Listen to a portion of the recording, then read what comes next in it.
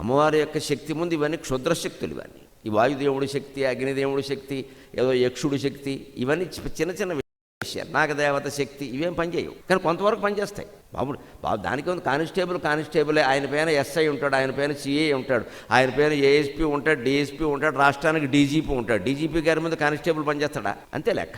అమ్మవారు అంటే మొత్తం 14 భువనానికి డీజీపీ, ఇంకా మాట్లాడడానికి వీల్లేదు. ఇంకా అంతకంటే అధికారు ఎవరు లేరు. అంచేత లలితా సహస్ర పారాయణ నిత్యం చేస్తూ అమ్మవారిని నమ్ముకున్న వాళ్ళకి ఏ గ్రహస్థితి దోషాలు ఏమీ చేయలేవు. అంతా శుభమే జరుగుతుంది, అంతా శుభమే జరుగుతుంది. దాన్ని అర్థవంతంగా పారాయణ చేయండి అని చెబుతున్నా. పారాయణ ముగియగానే రోజు 10 నామాలు అర్థం తెలుసుకోవాలి, అది కూడా పారాయణలో భాగమే అని పెట్టుకోండి. 100 రోజులు అయ్యేసరికి మీరు అర్థంతో సహా చేస్తారు. ఏడాది అయ్యేసరికి 3 సార్లు అర్థంతో సహా ఆవృత్తి అయింది. ఎందుకు రాదమ్మా? ఎందుకు ఆసక్తి కలగదు? మనకి మనస్సు లగ్నం ఎందుకు కాదంటే అర్థం తెలియదు కాబట్టి. అర్థం తెలిస్తే అనుభూతి ఉంటుంది.